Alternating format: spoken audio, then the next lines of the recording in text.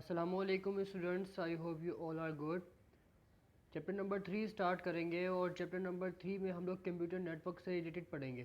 Computer network होता क्या है, इसकी ज़रूरत क्यों पेश आई, हम लोगों को इससे फ़ायदा क्या होता है, कितने टाइप्स का नेटवर्क होता है, कनेक्शन कितने टाइप्स की होती हैं, ये सब कुछ और नेटवर्क में इस्तेमाल होने वाली चीज़ों के बारे में हम इसमें पढ़ेंगे। तो सबसे पहले बात कर लें हम लोग कंप्यूटर नेटवर्क की कि कंप्यूटर नेटवर्क होता क्या है।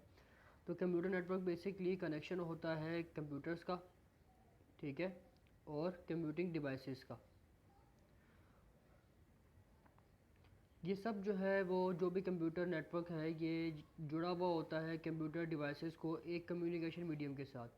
तो कम्युनिकेशन मीडियम क्या है, बेसिकली वो पाथ है कि जिसके थ्रू ये कंप्यूटिंग डिवाइसेस जो है वो एक दूसरे के साथ लिंक किए हुई होती है, ठीक है।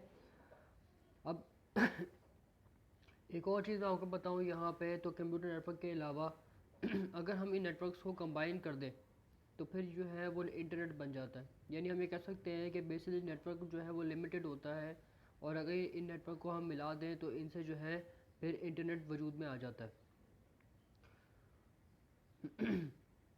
आगे हम लोग बात कर लें नीड ऑफ कंप्यूटर नेटवर्क की, कि कंप्यूटर नेटवर्क की हमें ज़रूरत क्यों पेश आई।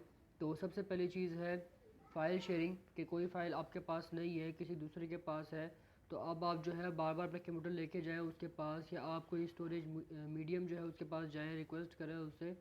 इससे बेहतर यह है कि आप लोग जो है अपने कंप्यूटर को नेटवर्क में कनेक्ट करें दूसरे कंप्यूटर के साथ, और जब चाहें उससे फ़ाइल शेयर कर लें। इस एग्ज़ाम्पल हम देखते हैं कि लेट्स है कि हमें जो है वो एडमिशन फॉर्म भेजना है, या हम कोई अपने बोर्ड से रिलेटेड डेट शीट या कोई भी चीज़ जो है वो इन्फॉर्मेशन चाहते हैं। तो अब हम लोग जो है दो चीज़ें हैं कि हम लोग तो या तो बाइस ऑफिस जाएं, यानी board of intermediate secondary education जो है उनके ऑफिस जाके राउंड लगाएं और उनसे बात करें। और सेकंड चीज़ क्या, कि हमारे पास नेटवर्क है, उनके पास नेटवर्क है, हम लोग अपने घर बैठे मोबाइल से कंप्यूटर से जो है वो उनसे रिक्वेस्ट कर लें कि हमें ये फ़लाँ डेटा चाहिए तो हमें काइंडली दे दें और हमें डेटा मिल भी जाता है। इसी के अलावा लॉकडाउन में हम स्पेशली देखते हैं कि टीचर्स जो है हमारा रिज़ल्ट बना रहे हैं, तो एक दूसरे के साथ नेटवर्क के थ्रू शेयर करके ही कि किस सब्जेक्ट में कितने मार्क्स हैं, उसके अकॉर्डिंग जो है वो उन्होंने मार्क्स एडजस्ट किए, कंबाइन किए और जो है वो आपकी परसेंटेज जो है वो आपको दे दी। इसके बाद पढ़ लेते हैं हार्डवेयर शेयरिंग के बारे में। तो ये तो बड़ी कॉमन एग्जांपल है फ़ाइल शेयरिंग की, कि हम लोग घर बैठे वीडियोस भी देखते हैं, हम लोग सॉफ्टवेयर भी डाउनलोड करते हैं, इमेजेस भी गूगल कर लेते हैं। हार्डवेयर शेयरिंग हमें किस तरीके से हेल्प करती है।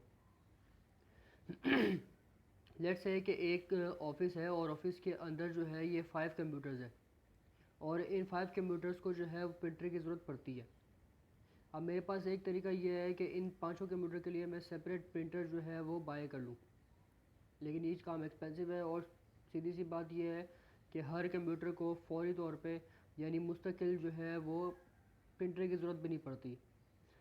तो इन सब का तरीका क्या है कि मैंने एक प्रिंटर लिया, प्रिंटर को एक मेन कंप्यूटर के साथ कंबाइन कर दिया, ठीक है, और उसके बाद जो है वो जो सर्वर मैं जिसको कह रहा हूँ कि मेन कंप्यूटर, तो इस कंप्यूटर को मैंने कनेक्ट किया है अपने छोटे छोटे कंप्यूटर्स के साथ। अब इनको जब भी प्रिंटर की रिक्वायरमेंट होगी तो ये फ़ौरन जाएंगे सर्वर के पास, रिक्वेस्ट करेंगे, और रिक्वेस्ट करने के बाद ये सर्वर जो है वो बेसिकली प्रिंटर से डेटा को प्रिंट कर देगा। तो हमने ये देखा है कि हमें खाली फ़ाइल शेयरिंग नहीं, बल्कि अगर हम लोग चाहें तो प्रिंटर ये नेटवर्क के साथ हम लोग हार्डवेयर भी शेयर कर सकते हैं।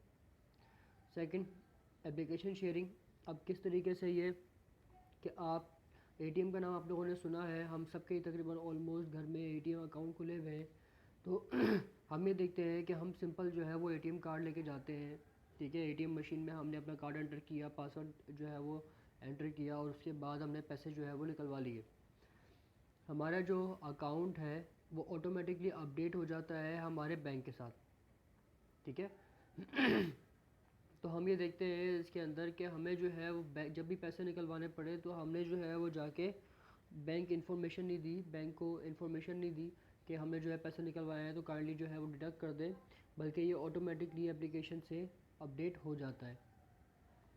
इसके बाद शेयरिंग सिंगल इंटरनेट कनेक्शन। तो हम ये देखते हैं कि हमारे पास एक नेटवर्क होता है और हम लोग जो है वो उसके शेयर कर लेते हैं। तो बिल्कुल इसी कॉमन एग्जांपल हमारे घर में मौजूद वाईफाई है, कि जहाँ पे हम लोग जो है एक डिवाइस लगाई हुई है और उस एक डिवाइस को हमने कनेक्ट किया हुआ है डिफरेंट डिवाइसेस के साथ, यानी मोबाइल फ़ोन्स हमारे हैं तो एक वाईफाई डिवाइस है जो कि हमारे मल्टीपल मोबाइल फ़ोन्स को, कंप्यूटर्स को ऑपरेट कर रही है। इसके अलावा यूज़र कम्युनिकेशन, किस तरीके से आप लोग के ऑनलाइन लेक्चर्स हो रहे हैं, इसके अलावा आप लोगों ने स्काइप वीडियो कॉन्फ्रेंस सुनी हुई है, आप लोग जो है वो एक दूसरे के साथ video call, voice call, group chat कर लेते हैं। तो ये सारी जो है वो यूज़र कम्युनिकेशन के अंदर आ जाती है कि आप लोग जो है वो घर बैठे एक दूसरे के साथ कम्युनिकेट कर रहे हैं। और अब तो जो है वो आप 1 to 1 आपका इंटरेक्शन भी नहीं होता, आप लोग ग्रुप कॉल या ग्रुप चैट भी जो है वो कर लेते हैं। सेकंड चीज़ और लास्ट हमारी चीज़, इंक्रीजिंग स्टोरेज कैपेसिटी। इसको समझने में सबसे ज़्यादा बच्चों को प्रॉब्लम होती है कि हम लोग इंटरनेट के थ्रू अपनी स्टोरेज कैपेसिटी किस तरह बढ़ा सकते हैं।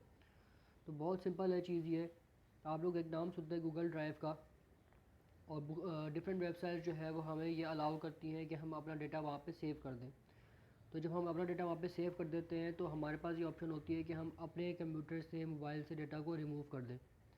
तो ये एक अच्छी चीज़ हमें मिल गई है कि लेट्स से कि हमने जो है कोई वीडियो बनाई है और हम उसको अब यूट्यूब पर अपलोड कर रहे हैं, तो अब हमें जो है वो यूट्यूब पे एक्सेस है, इंटरनेट है, तो हम लोग यूट्यूब पे जाकर वीडियो देख लेंगे, या किसी को भी देखनी है तो वो यूट्यूब पे देख लेगा, हमें अपने कंप्यूटर पे उसको रखने की ज़रूरत नहीं है।